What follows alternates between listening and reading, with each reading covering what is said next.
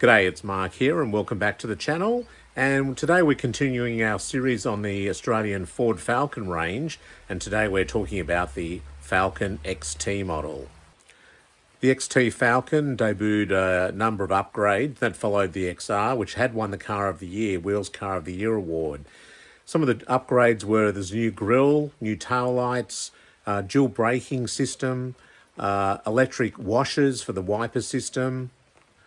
The range consisted of the standard Falcon, the Falcon 500, the Fairmont, and the GT in the sedans. In the station wagons, you get the standard Falcon wagon, the Falcon 500 wagon, and the Fairmont wagon. And of course, there was also the addition of the Falcon Ute and the panel van.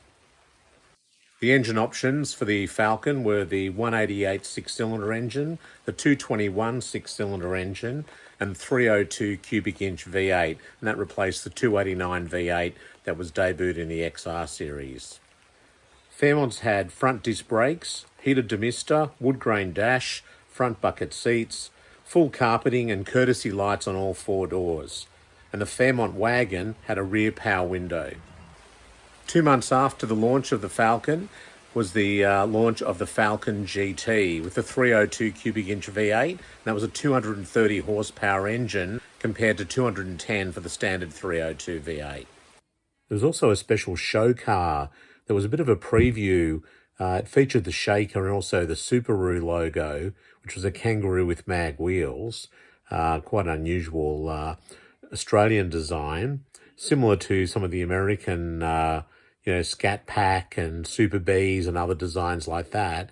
And that was a American two-door body, which we never received in Australia, but it had some of the GT elements that were eventually shown on the XT GT, like the driving lights, the Shaker, which appeared later in the XY, and also, as I say, the Subaru logo. Colours were expanded in the XT range. There was a red, a white, a zircon green, a gold, and a cream. Plus there were other limited edition colours as well for special orders.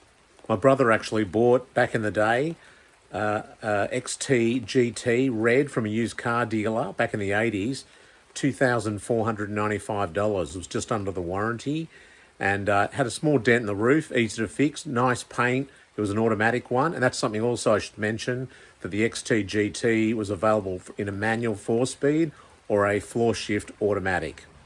Steering wheel was straight out of the Mustang parts bin, as were the wheel trims. They were off the Fairlane GTA from the United States. There were a few styling changes as well for the XT GT, specifically the front grille in particular, which now sported integrated driving lights. Now, the Bathurst 500 was the big race in Australia, the big motor race, and the XT GT, it did not follow up on the victory from the XRs. It didn't win the race, although they were lapping ahead of the other cars, the Monaros, until they had mechanical problems. But they did win the Rothmans 12-hour, and they also won the London to Sydney Marathon Teams Trophy as well. They came, I think, third, 6th and 8th outright. So a fantastic result for those cars. In total, they built 79,200 XT Falcons before finishing production for the release of the new XW model in June 1969. So thanks again for watching. That's a quick history on the Falcon XT. Look forward to more updates on the Falcon range as we go forward. And thanks again for subscribing. Really appreciate all your comments. Please give the episode a thumbs up, and we'll see you next time. Bye.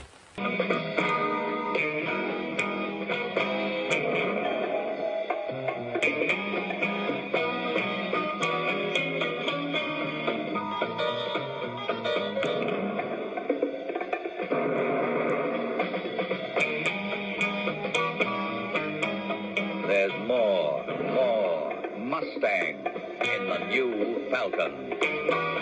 More excitement. More action. More thunder. More Mustang. See your Ford dealer. You won't need any spurs.